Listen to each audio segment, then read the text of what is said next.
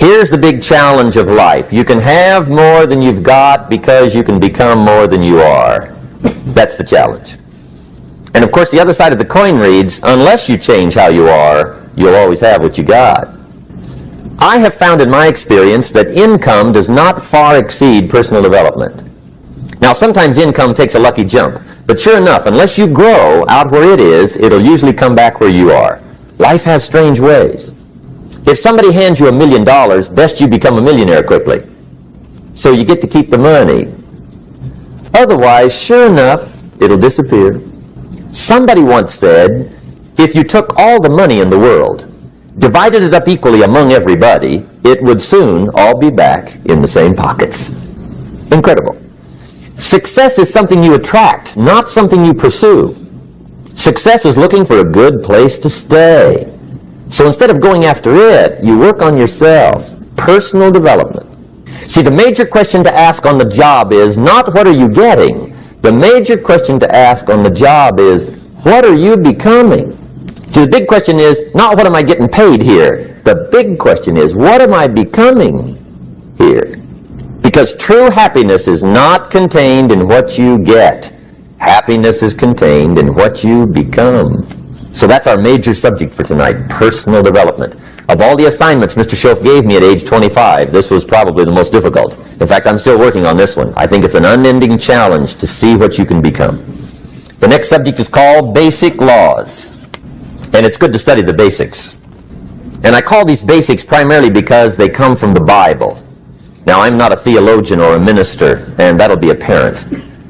But Mr. Schoaf taught me that the Bible was a good textbook for ideas and stories and success equations, how to live the better life. I found out that was true. He also taught me that the Bible is as practical as it is spiritual, and I found out that's true. If you look at your bank account and your income and you're not happy, there's several places in the Bible to check to see what the heck's wrong so you can make the changes. And we're going to cover some of those tonight, called basics. Okay, the next subject is my favorite, setting goals. Mr. Schoaf taught me how to set goals. What a favor that was. One morning at breakfast, shortly after I met him, he said, Jim, let me see your current list of goals, and let's go over them and talk about them. He said, maybe that's the best way I can help you get a better direction started. And I said, I don't have a list. He said, well, is it out in the car or home somewhere? I said, no, sir. I don't have a list anywhere. He said, well, young man, that's where we got to start. He said, I can tell you right now, if you don't have a list of your goals with you, he said, I can guess your bank balance within a few $100s. Which he did. And that got my attention. I said, you mean my bank balance would change if I had a list of goals? He said, drastically. That day, I became a willing student how to set goals. And sure enough, learning how to set goals changed my life. And I often wondered why no one had ever taught me how to set goals up until age 25. I went to high school, but if they offered it, I missed it. I went to college for a year, never heard it. I worked for Sears. Really. And to my knowledge, Sears never taught it. Right? How to set goals. So here I am, age 25, married, my family's starting, I've been to college, I'm working, and I still don't know how to set goals. But fortunately, when I was 25, I met the man who taught me how, and it revolutionized my whole life. Economically, socially, personally, it's incredible. So I want to share with you tonight what Mr. Schoaf shared with me, how to set goals. It can be a life changer. Okay, the next subject is the negative part of the seminar. Life is part negative, so we got to talk about the negative. And this subject is called diseases of attitude. Diseases of attitude. There's a lot of things that can wreck your chances to do well. We live in a rather dangerous world, so you got to be not only wise, you got to be careful. Now, attitude diseases are just as bad as physical diseases, right? High blood pressure, heart trouble. I mean, a lot of things lace your chances to do well. So you've got to be careful. And attitude diseases are deadly. I mean, they'll destroy all the good things you start. Okay? So we'll go through those attitude diseases, how to spot them, how to look for them, what they are, and the cure. And I'm a pro on these because I've had them all, so I can give you excellent advice on these. Now, the last subject we're going to consider tonight is called the day that turns your life around. The day that turns your life around. And under this subject, we're going to talk about the emotions that can change your life. Human beings are emotional creatures, and emotions are powerful for life change. Now, of course, emotions are so powerful they can go either way on you. Emotions can either build or destroy. So you really have to employ emotions properly. We call civilization the intelligent management of human emotions.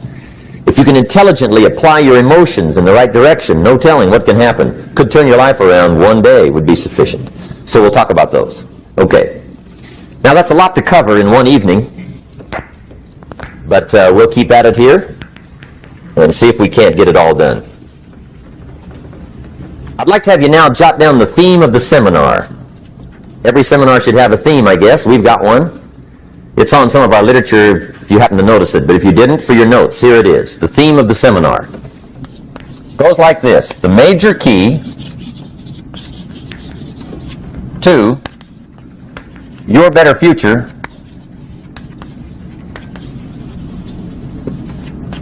is you. That's the theme of our seminar tonight. The major key to your better future is you. And I'd like to have you underline two words just to give it some added punch. Underline the word major and the word you,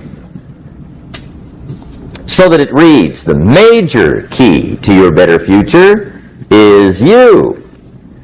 Now, my first suggestion is transfer this to a card or something where you can put it up where you can see it every day. Preferably put it up where you can see it at the beginning of the day, before you go off to put the day together. This is a good phrase just to glance at, to keep in mind as you're putting the day together. It's called the silent seminar. If you'll just let this talk to you during the day, I found it to be tremendously helpful. The major key to your better future is you. For a big share of my life now, I didn't have this one quite figured out. Among a lot of things I didn't have quite figured out. Many things used to puzzle me back in those early days. I used to wonder why two people could work for the same company, one make twice as much money. Now, see, that used to puzzle me. And maybe they were the same age, graduated from the same school, live in the same community, work for the same company, with the same products and the same services. They've got the same traffic, the same problems, and one makes $1,000 a month, the other one makes $2,000 a month. Now that was my puzzling question. Why would this long list be the same and the money twice as much? I asked, what's the difference between $1,000 a month and $2,000 a month? And I don't mean $1,000 a month, right? I could figure that out. But what makes the difference? Why would one person do twice as well, 3 times as well? Speaking economically. Now, I know there's more than one way to do well. I understand that. But in this little narrow area called compensation, what's the difference? Well, back then, with my faulty thinking, I'm trying to reason it out. I thought, well, maybe time makes some of the difference, right? Some people do better because they have more time. I used to say, Harold ought to be able to do well. He's got a lot of time. If I had all of Harold's time, I could do well. Now, that's got to be dumb, right?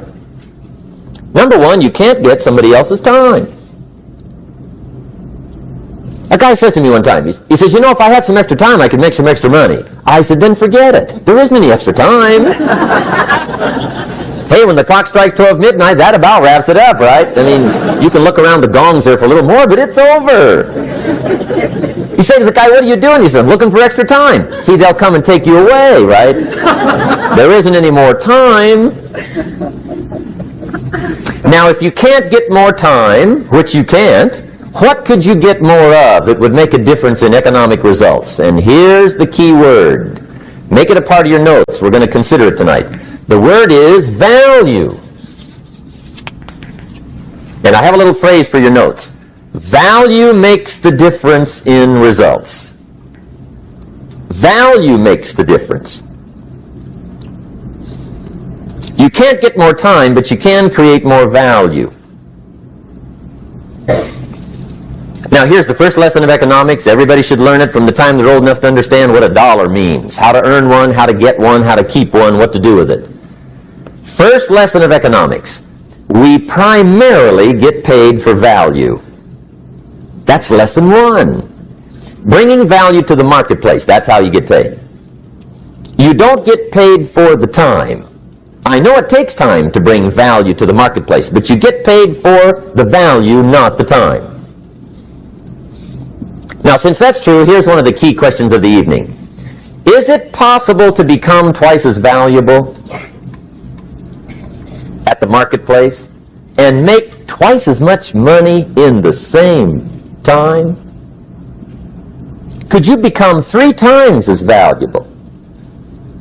Make 3 times as much money in the same time? Is that possible? The answer is yes, if. And it's always if, right? Life is known as the big if. Harry Truman once said, life is iffy. How true. And here's the big if we're going to consider tonight. It's possible to do much better at the marketplace if you go to work primarily on yourself. And that's the theme of our seminar tonight.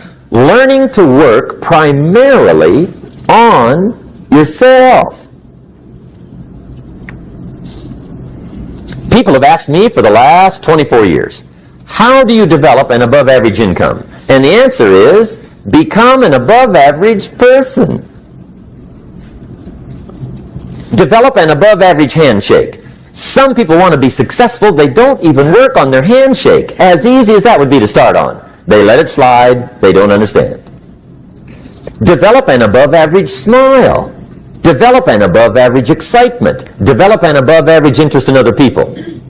Develop an above-average intensity to win. See, that'll change everything. Probably one of the most frustrating experiences in life is looking for an above-average job with above-average pay without becoming an above-average person. It's called frustration.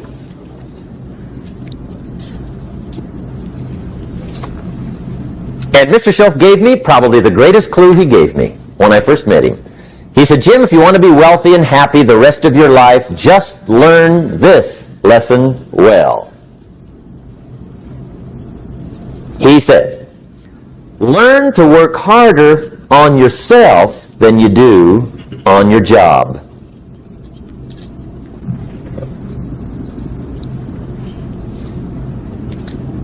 Then Mr. Schoaf gave me probably one of the most important clues among so many things he taught me, but this was in those early days. Mr. Schoaf was very kind, but he was also very abrupt. And he had these interesting questions to ask. I'm giving him a little rundown one day on how things hadn't worked out for me. He said, Mr. Rohn, I've got the answer for you if you will listen carefully. And listen carefully I did that day and for the next 5 years. If somebody's wealthy and happy, you gotta listen. He said, Jim, I've only known you a short time. But he said, it's already my honest opinion that for things to change for you, you've got to change. That wasn't quite the answer I was looking for. But that's the answer he gave me, and I pass it along to you on this warm summer evening in Anaheim, California, 1981. For things to change for you, you've got to change. Otherwise, it isn't going to change. Before I met Mr. Schoaf, I used to say, I sure hope things will change. Right? That seemed to be my only hope. If it isn't going to change, I'm in serious trouble. And then I discovered it isn't going to change, so I'm in serious trouble.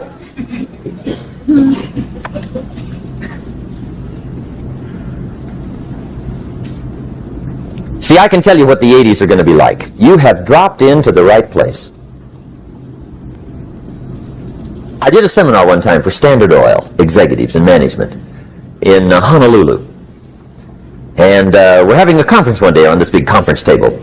And one of them said to me, Mr. Rohn, you know some fairly important people halfway around the world. What do you think the 80s are going to be like?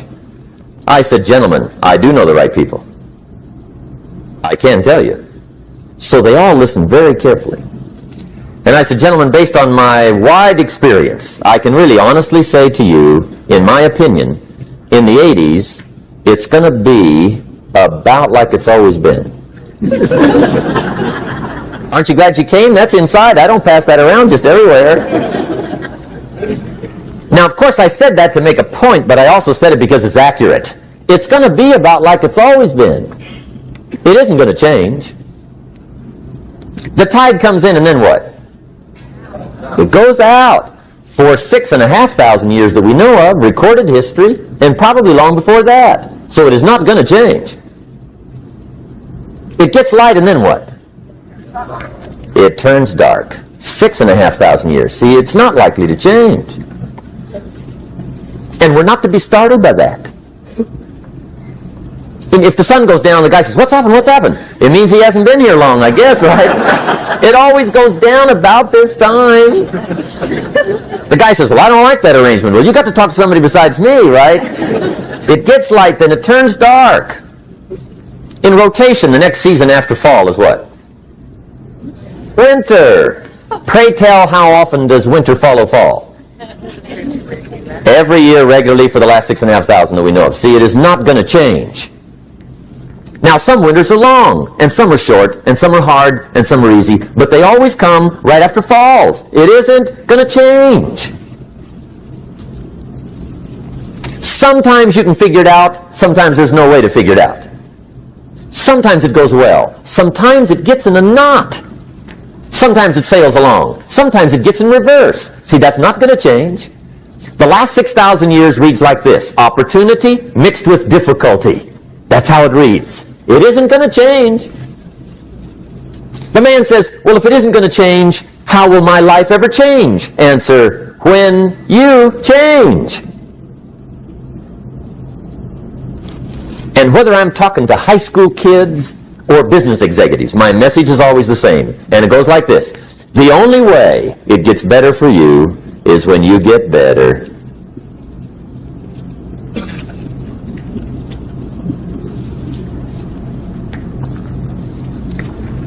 Let me give you the 4 major lessons in life to learn. Here's 4 majors. It's good to study the majors. In our weekend seminar we teach, some people don't do well because they major in minor things. You've got to be on the lookout. At the end of every week, end of every month, you've got to check, make sure you're not spending major time on minor things. We go through that whole series. Majors and minors. Now, let me give you 2 phrases before we get to the 4 majors. This will set it up and you'll see where I'm going. 2 key phrases for your notes. Here's the first one. Life and business is like the changing seasons. That's the first phrase. Life and business is like the changing seasons. One of the best ways to describe life, it's like the seasons. Frank Sinatra sings, life is like the seasons. Now here's the second phrase. Very important. You cannot change the seasons, but you can change yourself. You can't change the seasons, but you can change yourself. And see, that's how life gets better for you, not by chance, but by change.